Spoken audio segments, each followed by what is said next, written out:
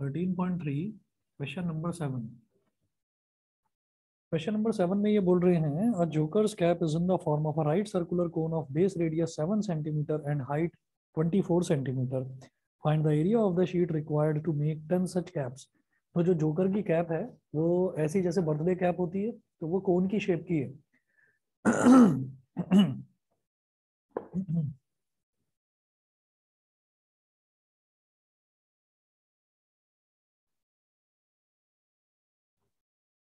तो इन्होंने बोला है jokers cap is in the form of a right circular cone of base radius 7 centimetre.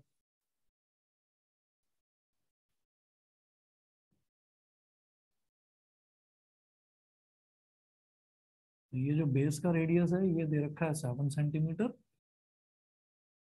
और जो हाइट है h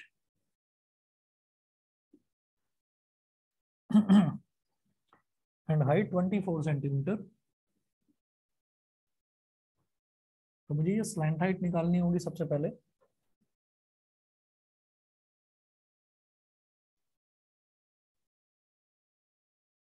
slant height L is equal to under root r square plus H square. तो L is equal to under root 7 का square plus 24 का square. तो L is equal to under root 49 plus 576। 576 plus 49 कितना हो गया, और 625 का square root 25। तो 25 सेंटीमीटर क्या हो गया इसका स्लैंट हाइट। अब वो बोल रहे हैं कि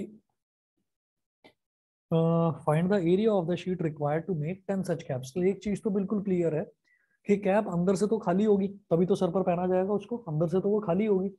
तो इसका मतलब क्या है कि नीचे जो बेस में जो सर्कल है उसका एरिया मुझे नहीं चाहिए, मुझे सिर्फ और सिर्फ उसका कर्व सरफेस एरिया चाहिए। ठीक है, अब कर्व सरफेस एरिया कितना होता है कैप का देखिएगा।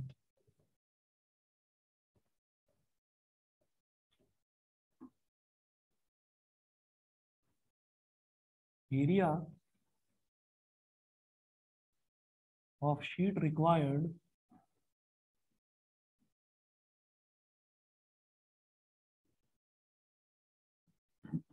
to make one such cap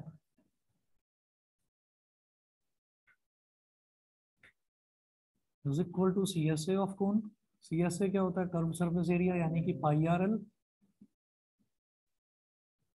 22/7, और रेडियस कितना है 7, और लेंथ 25। 25 टू ज़ा 50, 5 कैरी, 25 टू ज़ा 50 और 5 55, 550 centimetre square. Find the area of sheet required to make 10 such caps. Therefore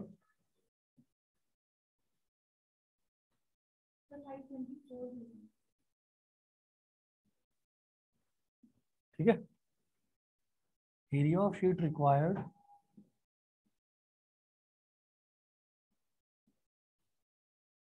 to make 10 such caps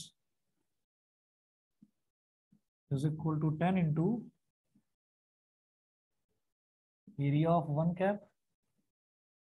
एक कैप का एरिया कितना आया था 50, 550, तो 10 का कितना आ जाएगा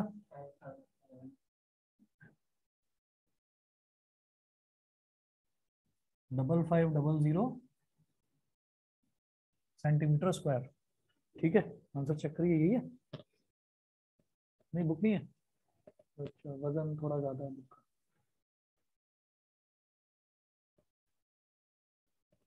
ऑनलाइन वालों को क्लियर है इतना, बताइए। Yes sir. बाकी बच्चे बताएं भाई, Parth, Sumil, Vidhi, Vihaan. Yes sir. Clear है, और बताओ और क्या डाउट है। अरे कल की तो छुट्टी भी मिली थी, कर लिया होगा। हाँ भाई, मल्टीटास्किंग क्या मोबाइल में, बताइए भाई, करा कौन। ये गलत है, ऐसे ही जाते हो ऐसे ही वापस आ जाते हो। तुम बताओ क्या डाउट्स है, बताओ कौन सा।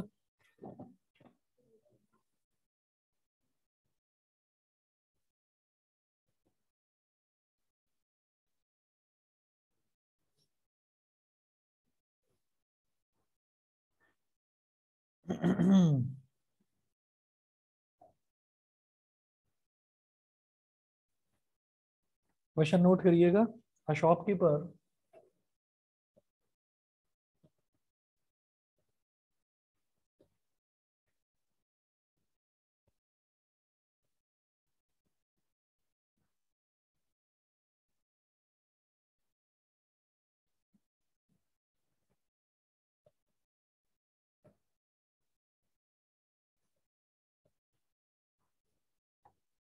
A shopkeeper has one spherical laddu of radius 5 centimeter.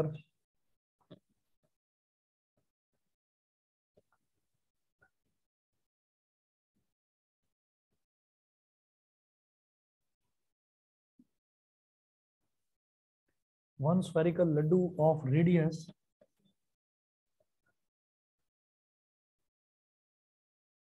5 centimeter full stop.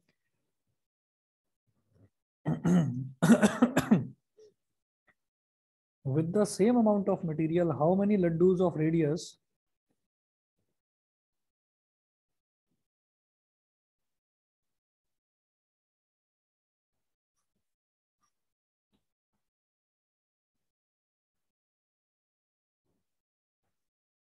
with the same amount of material, how many laddus of radius 2.5 centimeter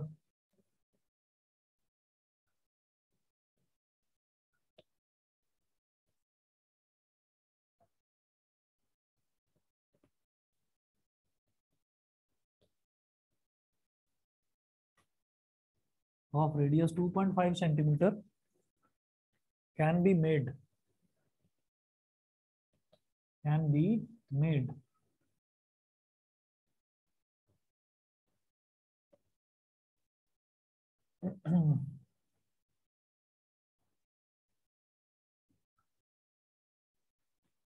देखिए स्फीयर वाला क्वेश्चन है और फिर कुल मिलाकर ये है कि अगर हम किसी भी लड्डू की बात करें तो स्फीयर की शेप का होता है। तो ऐसा तो होता नहीं कि बस लड्डू ही होता है, अंदर से खोखला होता है, भरा हुआ होता है पूरा।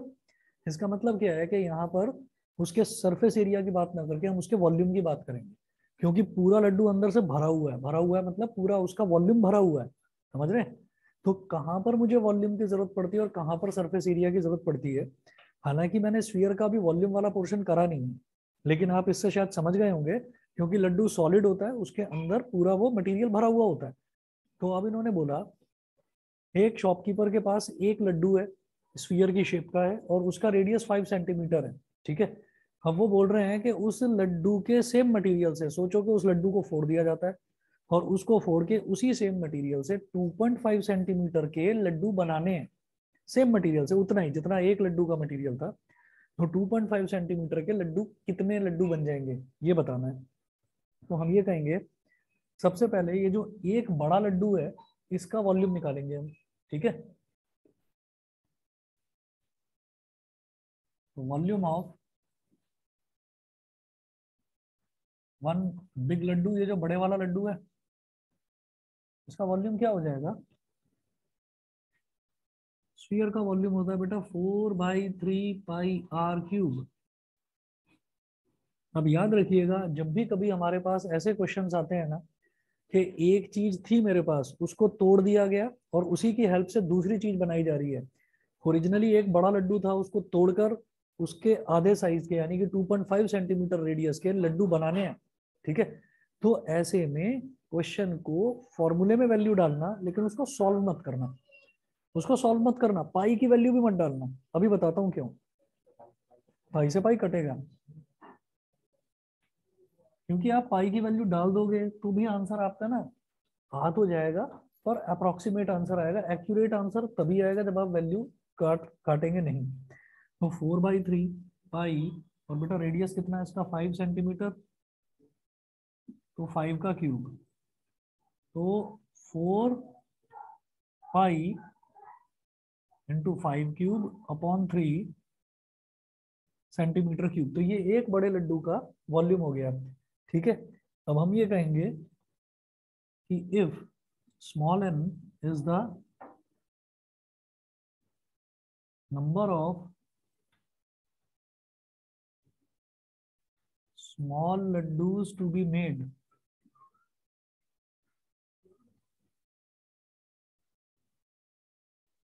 Then n into volume of one small laddu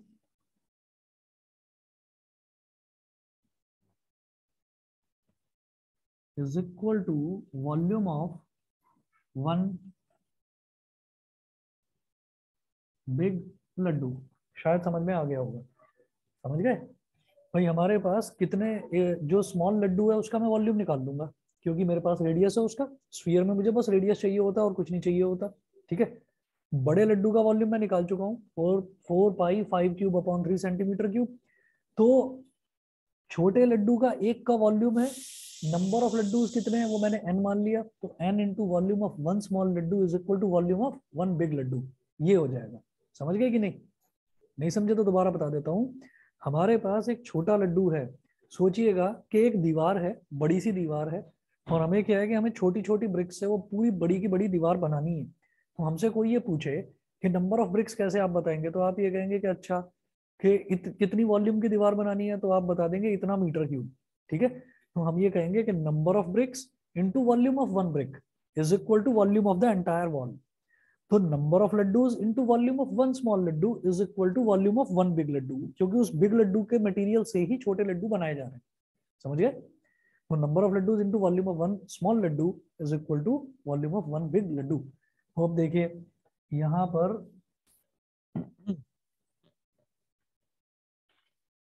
और कैलकुलेट करके ही इसका आंसर निकालना। ये मत सोच लेना अच्छा 5 सेंटीमीटर है रेडियस, एक लड्डू है 2.5, दो ही बनेंगे, आधा हो गया ना उसका। ये मत करना गलती, ठीक है। प्रॉपरली करना है इसको, क्योंकि वो रेडियस है।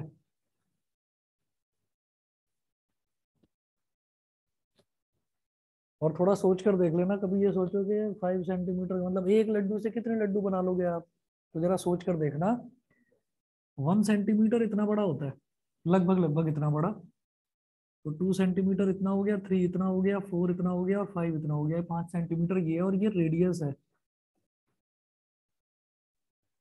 तो थोड़ा लड्डा बनेगा, लड्डू नहीं लड्डा बनेगा, बहुत बड़ा, ठीक है।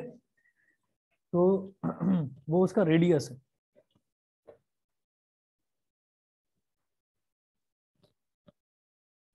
तो n into volume of one small laddu, तो n into n multiplied by volume of one small laddu, 4/3 pi into 2.5 का cube is equal to volume of one big laddu 4/3 into pi into 5 का क्यूब। 4/3 से 4/3 कट गया और पाई से pi cut गया। n is equal to 5 into 5 और 2.5 का cube denominator में, 2.5 इंटू 2.5 इंटू 2.5, 2.5 टू जा 5, 2.5 टू जा 5, 2.5 टू जा 5, 2 टू जा 4 टू जा 8, 8 लड्डूज। ये आंसर, ठीक है। तो 8 लड्डू बनेंगे छोटे साइज वाले। सभी को क्लियर है? हम्म?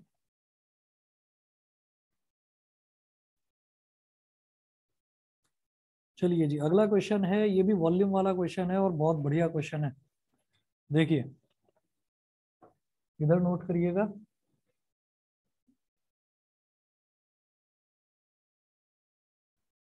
Question number 2, a cloth having an area of 165 metre square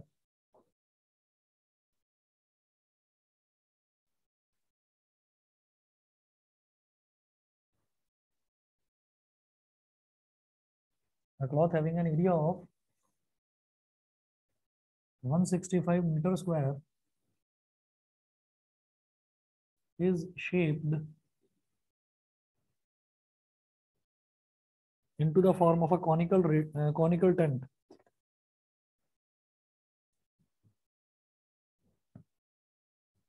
shaped into the form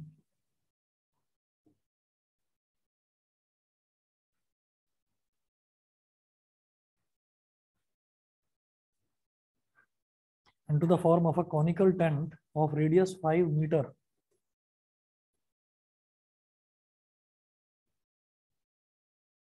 of radius 5 metre.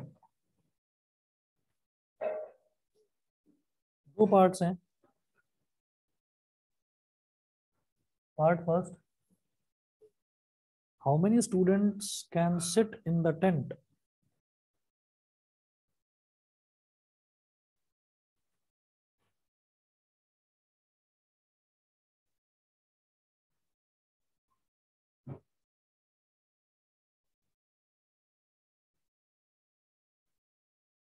How many students can sit in the tent? If a student occupies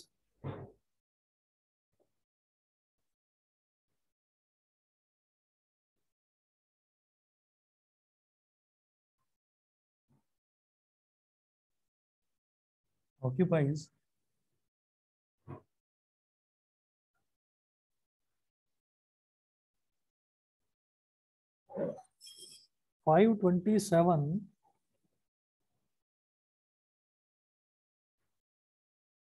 ये ना आपने metre लिखा हुआ है, metre नहीं होगा, ये metre square होगा। 527 metre square on the ground.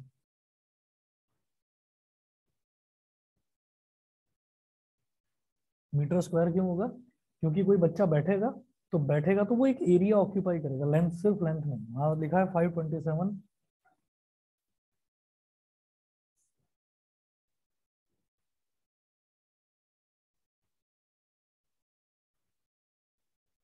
Question लिखा हुआ है कहीं? हाँ कौन है?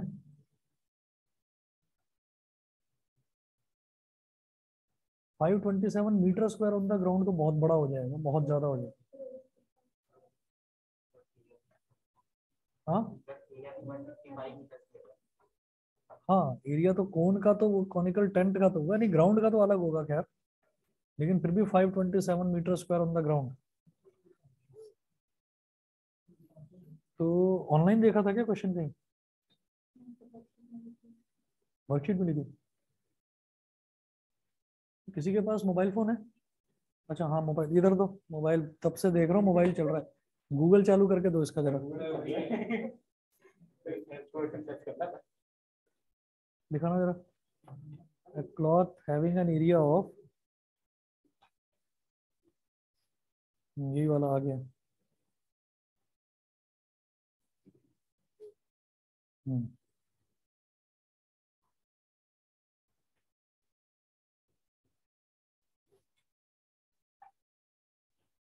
How many candidates can sit in the tent if a candidate on an average occupies 5/7 meter square on the ground? 527 नहीं है वो, 5/7 है। 5/7 है।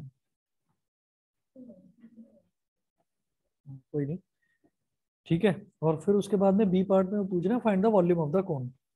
लो भाई, topperlearning.com। दिखाई दे जाता है इसमें? ब्राइटनेस बिल्कुल कम कर रखी है, आंख बंद करके देखते हो? 5/7 metre square on the ground. और सेकंड पार्ट इसका नोट करें।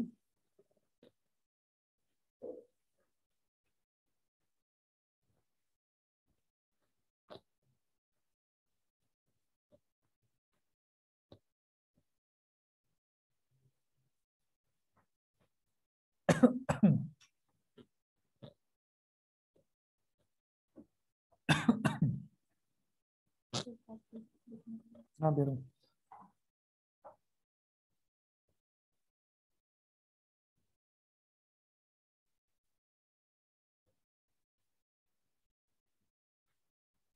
सेकंड पार्ट में ये पूछ रहे हैं वॉल्यूम ऑफ द कोन। मेरे को कोन का वॉल्यूम बताना है। तो पहले देखें, cloth having an area of 165 metre square is shaped into the form of a conical tent house of radius 5 metre.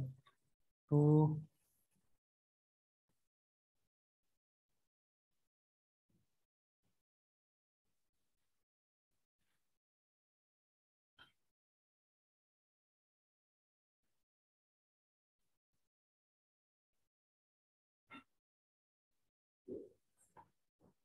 अच्छा, आप सब लोगों के तो मजे आ जाएंगे। 14 तारीख तक स्कूल बंद है, 15 तक बंद है मेरा मतलब। क्या क्या क्या क्या? क्या हो गया?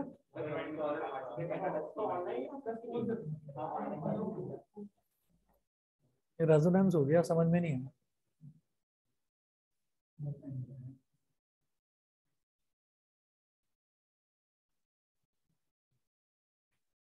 ये जो कॉनिकल टेंट है ना, इसका रेडियस 5 मीटर दे रखा है। बड़ा गंदा क्वेश्चन है ये।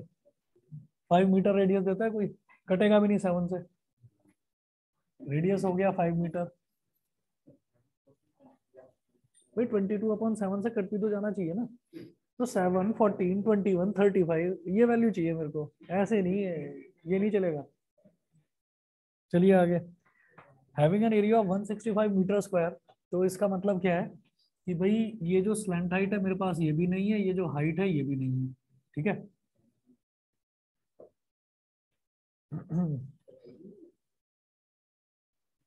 सिंगम खुल रही थी फिर से। हम्म, क्या? अच्छा अच्छा, वो पॉकेट में तो तुमने डाला था, मतलब अच्छा तुमने अपने हाथ से खोलकर फ्रेंड को। क्या दोस्ती है। अपने हाथ से चिंगम खोलकर उसको खिलाया। भाई ले, तू मेरा भाई है। अच्छा, देखिए अब इसमें क्या है, how many students can seat. अब मैं ना एक काम करूंगा, जब इसका एरिया दे रखा है तो एक कपड़ा है, उस कपड़े को ही कॉनिकल टेंट में कन्वर्ट कर दिया गया। तो उस कपड़े को कपड़ा जो है वो उसका कर्व सरफेस एरिया ही तो बनाएगा बस। ठीक है, तो हम ये कहेंगे कि कर्व्ड सरफेस एरिया ऑफ कोन,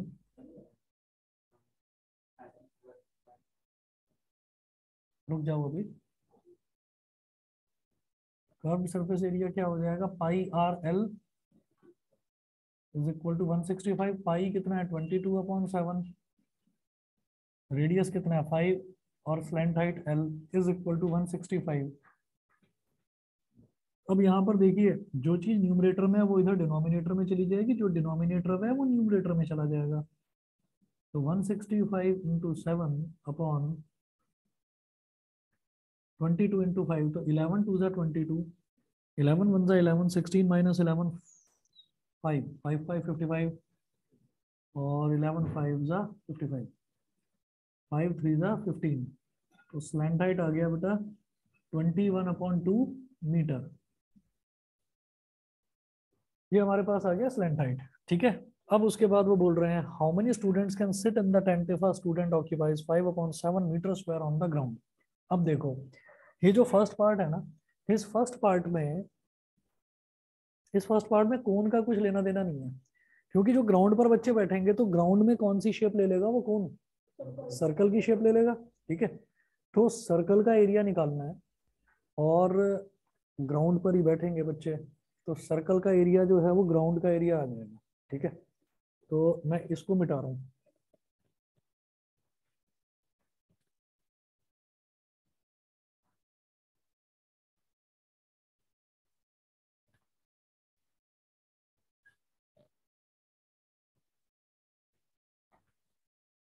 तो यहाँ पर नोट करें, एरिया, या लिखें total area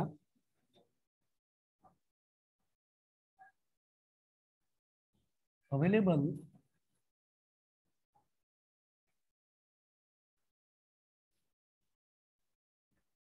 for students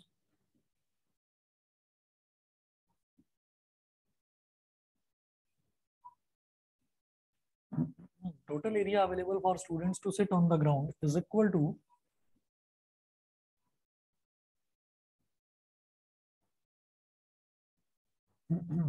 area of base of the cone। और एरिया ऑफ बेस, बेस में क्या है, सर्कल ही तो बन रहा है, तो वो क्या हो जाएगा, पाई आर स्क्वायर। तो पाई इज 22/7, और रेडियस कितना है, 5। तो 22 × 25/7 मीटर स्क्वायर। मैं अभी इसको भी सिंप्लीफाई नहीं कर रहा हूँ, मैं ऐसे ही करके छोड़ रहा हूँ। ठीक है, तो चलो कर लो। 25 2 50, 5 कैरी, 25 2 50 और 5 55, 550/7 मीटर स्क्वायर। ठीक है, हम ये कहेंगे if n is the number of students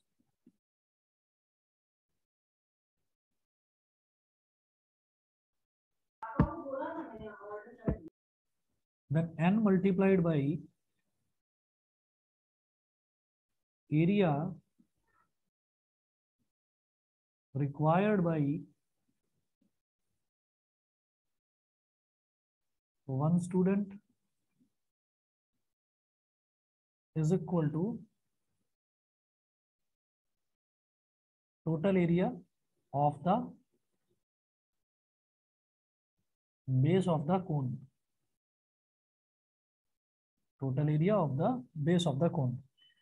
तो n multiplied by area required by one student. तो एक स्टूडेंट कितना एरिया रिक्वायर कर रहा है? 5/7 मीटर स्क्वायर. और टोटल एरिया कितना अवेलेबल है? 550/7. यहाँ डिनोमिनेटर में 7 है, यहाँ डिनोमिनेटर में 7 कट गया. 5 11 का 55 और 0, इसका मतलब 110 स्टूडेंट्स. बताइए भाई, ऑनलाइन वाले बच्चे बताएं, समझ गए कि नहीं? क्लियर है? पार्थ, प्रिया, विधि, विहान? Yes sir. ठीक है. ये करने के बाद में फिर वो सेकंड पार्ट में पूछ रहे हैं वॉल्यूम ऑफ द कोन. इस कोन का वॉल्यूम बताना है. तो वॉल्यूम कैसे निकलेगा भाई? आर है हमारे पास, एल है. तो वॉल्यूम कोन का होता है 1/3 पाई आर स्क्वायर एच. वो निकालने के लिए मुझे एच की जरूरत है.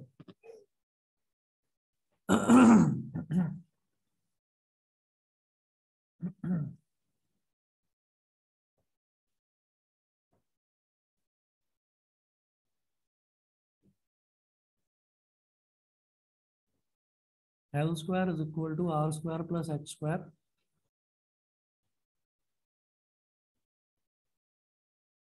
तो H square is equal to L square minus are square. तो H square is equal to L कितना है? 21/2 का स्क्वायर माइनस आर कितना है? 5 का स्क्वायर. तो एच स्क्वायर 21 का स्क्वायर होता है बेटा, याद रखिए 441/2 का स्क्वायर 4, 5 का square 25. H square is equal to 441 minus 425 का कितना हो गया? 100/4. तो एच स्क्वायर 441 माइनस 100 कितना हो गया? 341/4. तो ये एच स्क्वायर की वैल्यू आ गई. ठीक है.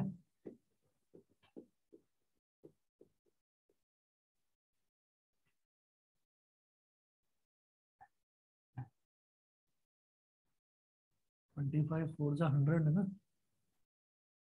341 का स्क्वायर रूट तो आ नहीं रहा.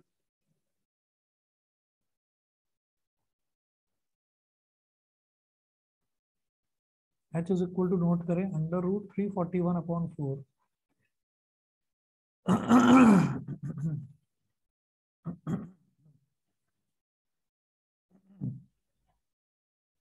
19 का होता है क्या ये? 19 9 जा होता है 170, 117 कैरी.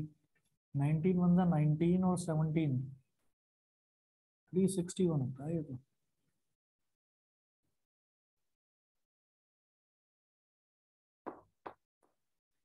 और 18 का होता है 326, नहीं 324.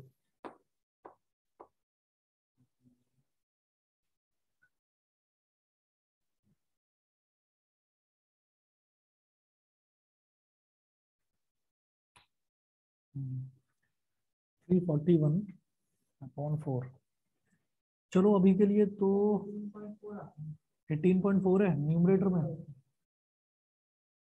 18.4/2, 4 का स्क्वायर रूट 2. तो 2 9 जा 18, 2 2 जा 4, 9.2. तो हाइट आ गई 9.2. ये परेशान करने वाली बात है ना, एक तो रेडियस इतना अजीब, ऊपर से हाइट भी अजीब. 7 से कुछ कट ही नहीं रहा है. वॉल्यूम निकालिए चलिए. V is equal to 1/3 pi r square H.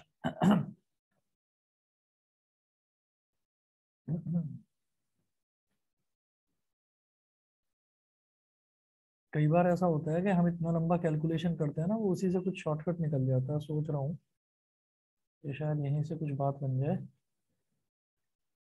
L square minus are square को बोलेंगे l plus r into l minus r, है ना। आर स्क्वायर है और एच की वैल्यू तो मुझे कैलकुलेट ही करनी है। हम्म, चलो करो फिर, सीधा सीधा ही करो। 1/3 इंटू 22/7 इंटू आर का स्क्वायर 5 का स्क्वायर इंटू एच, यानी कि 9.2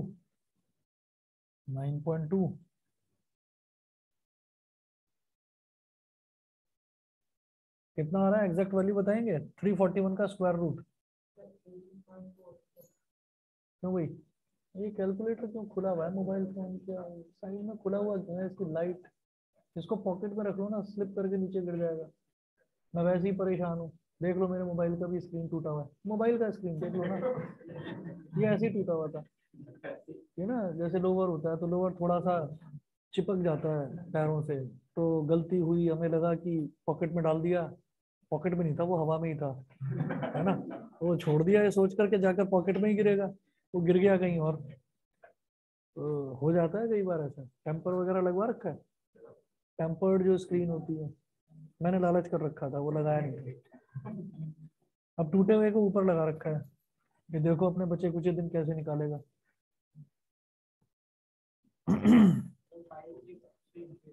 कई बार ना मुझे ये भी लगता है, जैसे पाई होता है ना 22/7, तो कई बार मुझे ये भी लगता है काश ये 21/7 होता।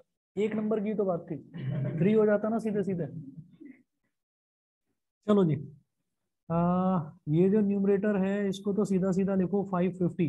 5 का स्क्वायर इंटू 22, 550 हो गया। एक मिनट, थोड़ा सा धीरे बोल दोगे तो आसानी रहेगी।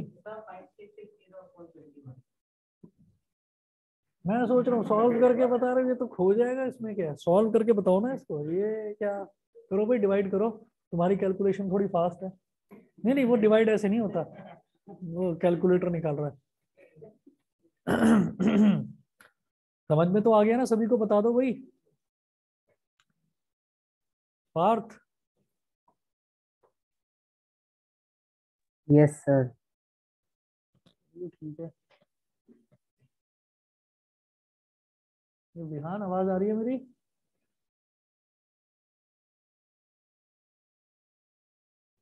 विहान, मेरी आवाज आ रही है?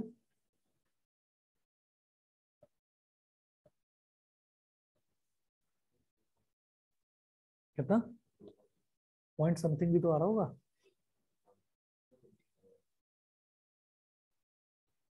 इसको डिवाइड करके कितना बता रहे हो? हाँ, 24 आ रहा है टोटल।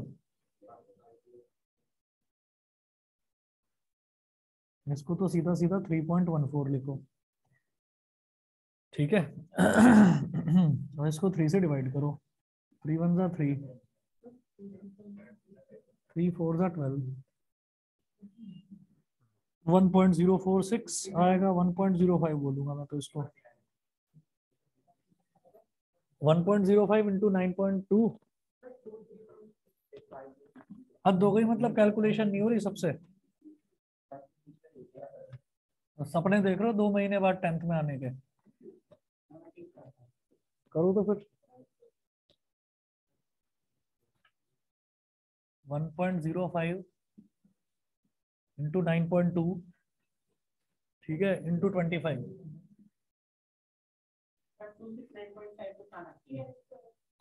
कुछ आना चाहिए, वाह।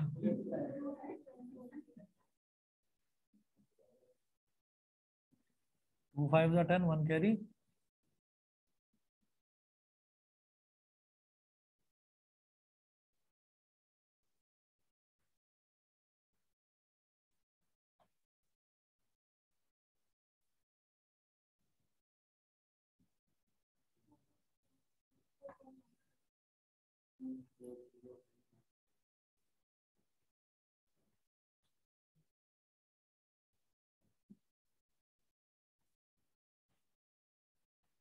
सर मेरा आंसर 241.5 आ रहा है।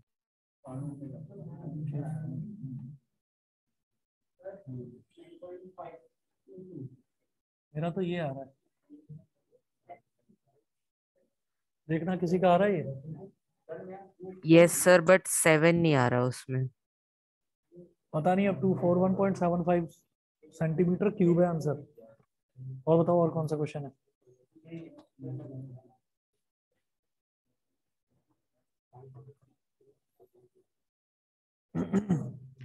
हाँ जी, नेक्स्ट क्वेश्चन नोट करो, देख लेना कैलकुलेशन, हो सकता है मुझसे कुछ मिस, कोई बात नहीं, आप देख लेना, हो सकता है मुझसे गलती हुई हो। क्वेश्चन तो समझ में आ गया ना?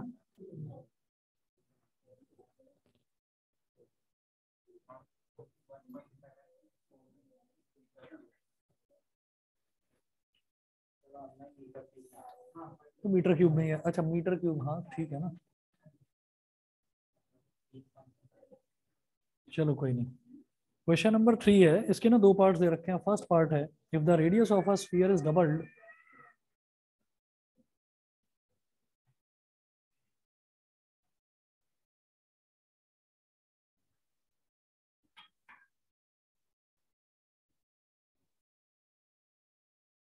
if the radius of a sphere is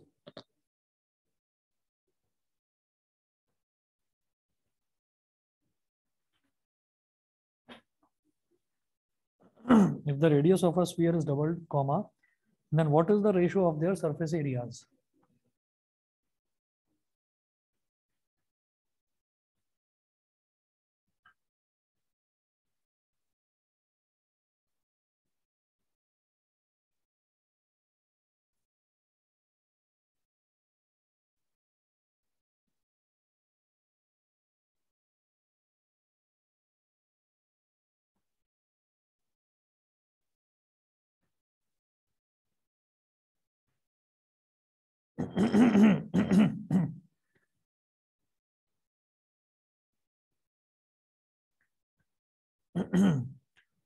second है, two right circular cones of equal CSA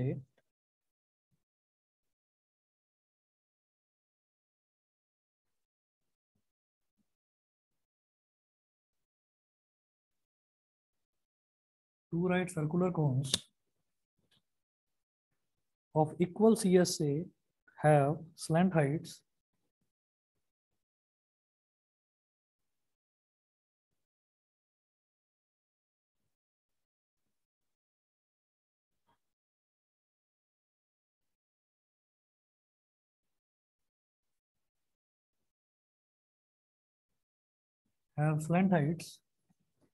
in the ratio of 3:5.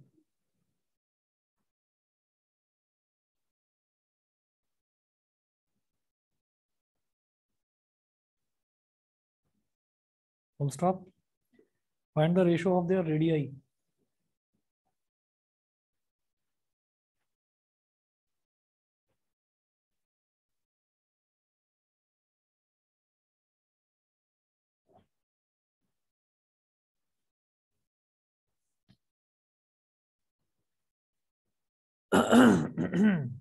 First part बताना कितनों के समझ में आया, क्या है बताओ जरा, क्या समझ में आया?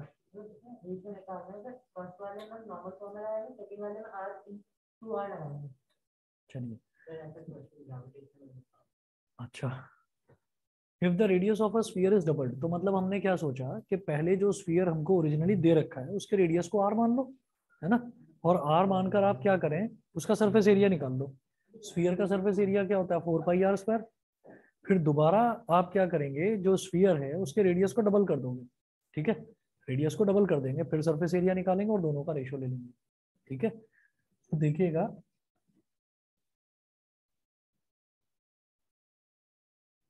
केस फर्स्ट, और फर्स्ट पार्ट कर रहा हूँ इसका,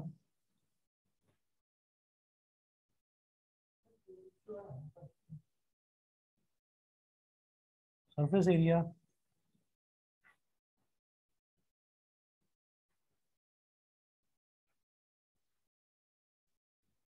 of sphere 4 pi r square, ठीक है, यही होता है। Case second, now radius is doubled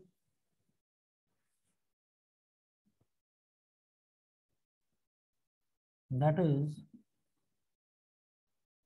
r dash is equal to 2r। नया जो रेडियस है उसको r डैश बोल दिया, और r डैश क्या है, पुराने वाले का डबल है, तो 2r हो गया। r dash is equal to 2r। चलिए, तो सरफेस एरिया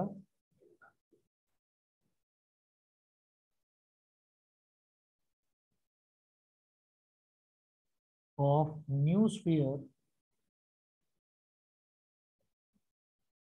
अब ये क्या हो गया, 4 पाई r डैश का स्क्वायर, 4 पाई r डैश का square is equal to 4 pi r dash की जगह क्या डाल देंगे, 2r, तो 2r का स्क्वायर हो गया। तो ये हो गया 4 pi into 4r square, 4 pi into 4r square. वो रेशो पूछ रहे थे सरफेस एरियाज का, ये मिटा रहा हूँ उधर मैं।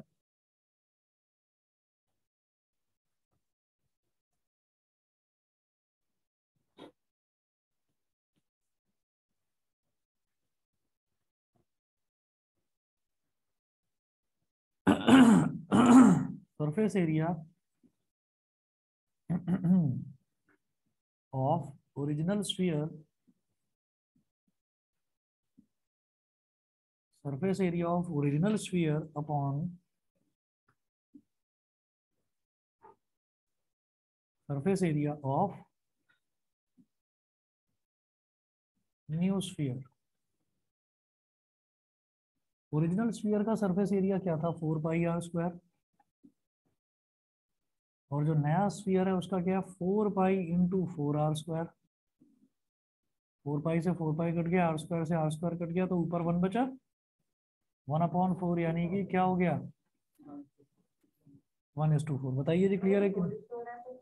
वो गलत होगा। रीजन क्या है, जो चीज मुझे ओरिजिनली दे रखी होती है, जैसे इन्होंने बोला ना, if the radius of a sphere is double then what is the ratio of their surface areas. तो ओरिजिनली तो उसका रेडियस r था, फिर उसका रेडियस सेकंड केस में उसका रेडियस हो गया 2r, तो जो पहले दे रखा है पहले वाला अपॉन दूसरे वाला करते हैं हमेशा। ठीक है, ये गलती ज्यादातर बच्चों से होती है, मत करना। शुरुआत में जो केस 1 होगा, केस 1 को आपको न्यूमरेटर में रखना है और केस 2 को डिनोमिनेटर में रखना है। ठीक है। चलिए जी, इसका सेकंड पार्ट देखते हैं। ऑनलाइन वाले बच्चे बताएं, क्लियर है? नहीं? Okay. अच्छा,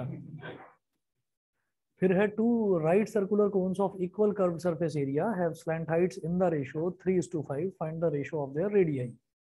ठीक है, तो हमने ये कहा सेकंड पार्ट में, let the two cons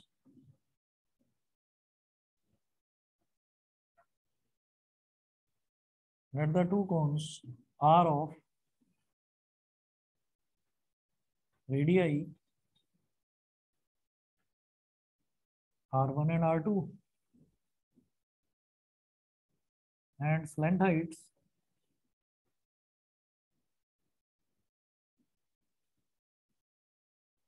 L1 and L2।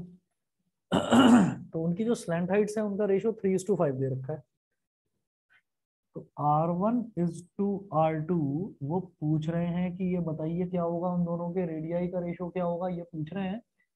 और उन दोनों की स्लैंट हाइट्स का रेशियो L1:L2, ये कितना गिवन है, 3:5।